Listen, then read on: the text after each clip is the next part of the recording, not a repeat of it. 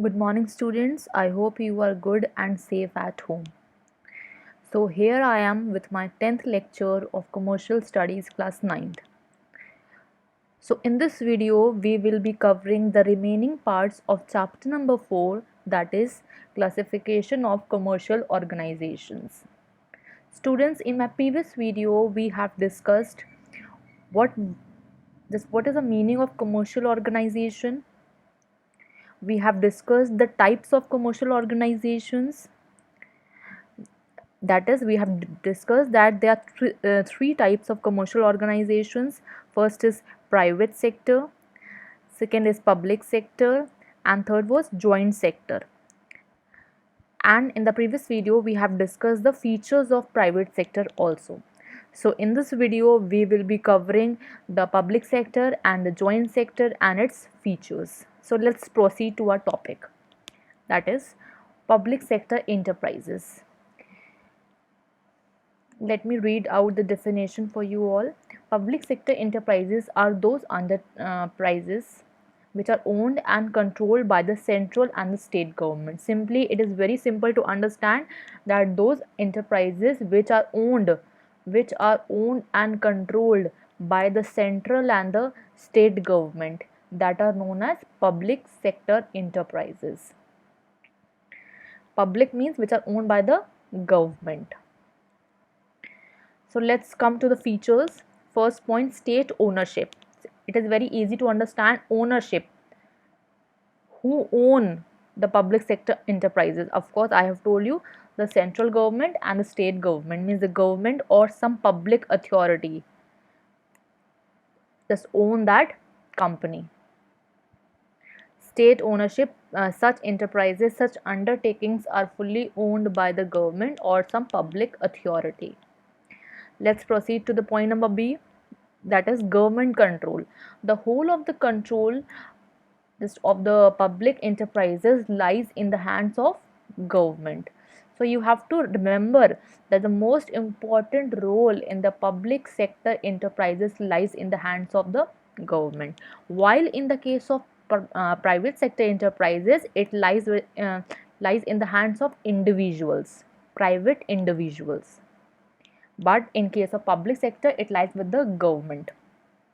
So in the government control, the ultimate control of a public sector lies with the government. Now come to the point number C, service motive. Now what is the aim? What is the aim of public sector enterprises? Just if we take for an example private, this is private and this is public. So what is the role of private sector enterprises? Of course, to earn the money, to earn the profits. Now what is the role of public sector enterprises? To serve the people, to help the people, to provide the services to the people. So both the enterprises, their aim is totally different. The private sector is working to earn the profits, while the public sector enterprises are working just to help the people, just to provide the basic services to the people for their comfortable living. So the primary objective of public sector undertaking is to render service to the public at large. And in order to serve the public, it may even just incur loss sometimes. So they are not set up with the motive of earning profits, rather they provide the services to the people so that the people could live their life very easily and comfortably. So their main motive is to provide the services. You need to remember all the points very carefully so that you could easily define it. So I hope so you have got all the 3 points which I have taught to you. So let's proceed to the point number 4, that is state financing.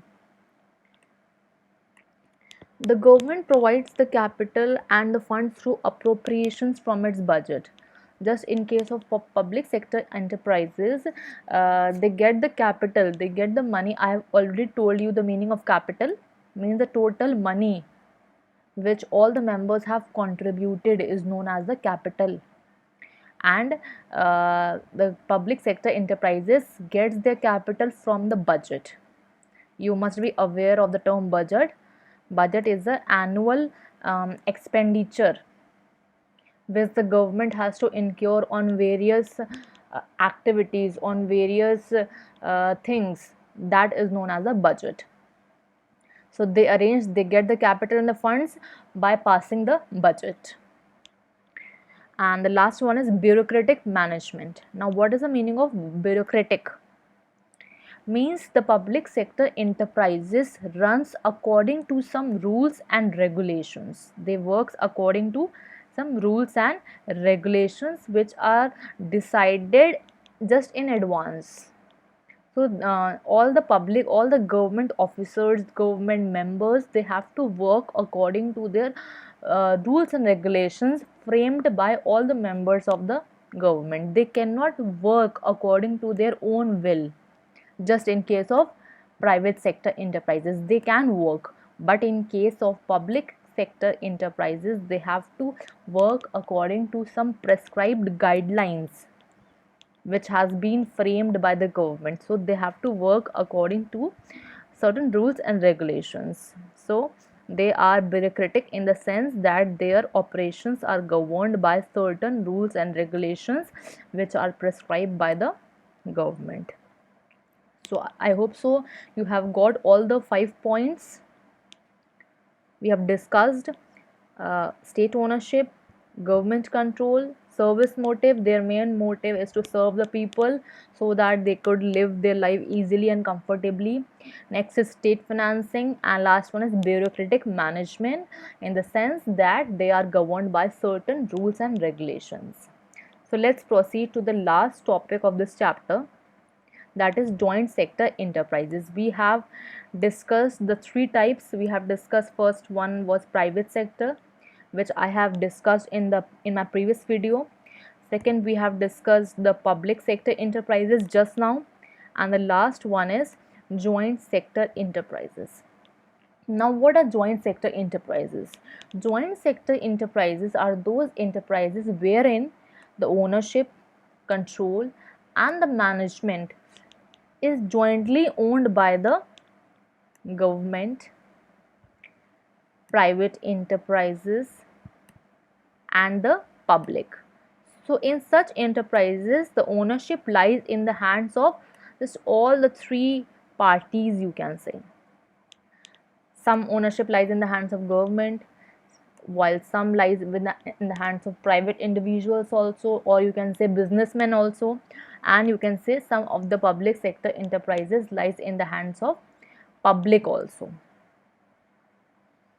Because generally in joint sector enterprises, they arrange their capital, some through the budget which the government gets, budget, private they purchase the shares, and public how they contribute the capital by purchasing the shares.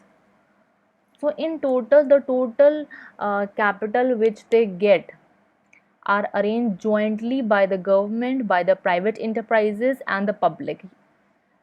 Students, you can also say businessmen as a private enterprises.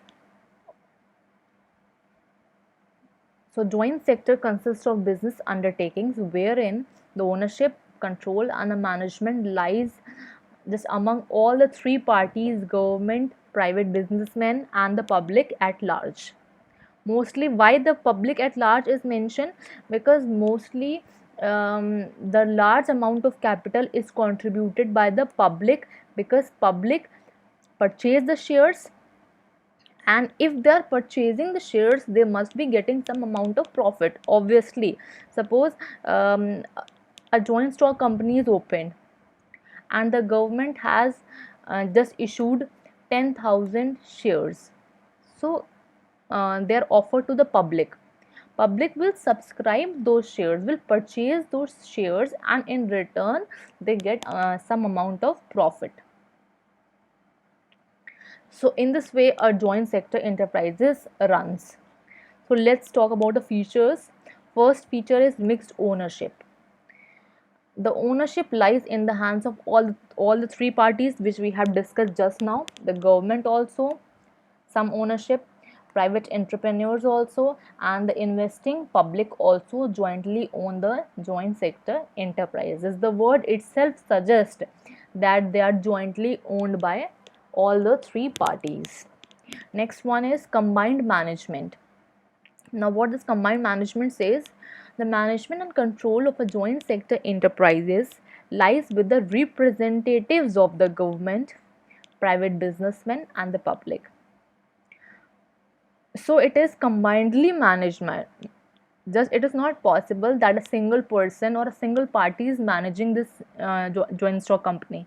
All the decisions, all the management work is done by the representatives of these three parties. So a single member or a single party cannot decide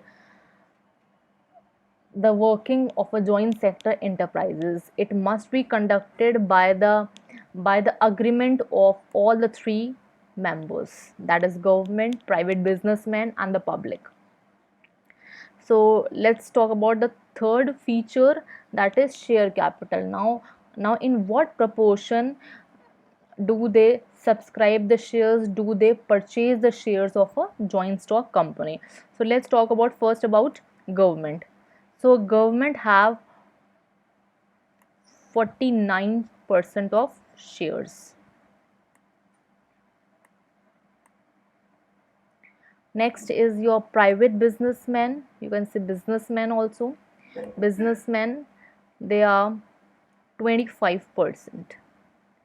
25%. And the last one is public. Public means common people. They are 26%. So if we look over the percentage, the highest percentage belongs to the government, because wherein just in any company, if the government is involved, so obviously the highest expenditure, the highest share would be of government only. Next highest share is of public, which is purchased by the common people, that is us. And the last is businessmen, they have 25 percentage, and this is the percentage of contributing capital also, and this is the percentage of sharing the profits and losses also. So you have to remember that what is the percentage of sharing profit and losses and contributing the capital in the joint stock companies. So they are 49, 25 and 26. Why they contribute this capital in such ratio? The aim is to pool. Now what is the meaning of pool? Pool means to collect the financial resources and technical know-how of the state and the private individuals, so that there is no sole burden on one party to arrange the capital or to share the losses or to suffer the losses. So that just because a joint stock company is a very large company and a single party or a member is not possible to collect all the capital of the company.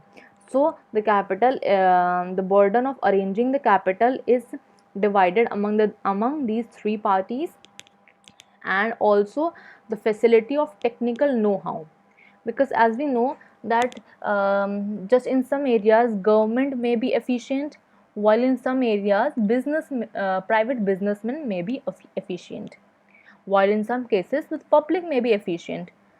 So it is the way of collecting all the capital, and technical know-how means knowledge knowledge, or you can say creativity also, knowledge, just at one place, so that the company could run very successfully and on a profit basis also. That is why this type of company is conducted with the help of government also, private businessmen also, and the public also. The public will not participate in the joint stock company. They will only help in contributing the capital and sharing the profits and losses, while the company will be run by the government, representatives of the government, and the private businessmen, which is called as board of directors. This I have told you in my previous lecture. Board of directors, they are the members of the private businessmen also and the government also. So I hope so you have got whatever this I have taught you, and whatever queries you have, please mention in the comment section. And thank you for watching. Be safe at home, students, and do like and subscribe my channel. Thank you for watching.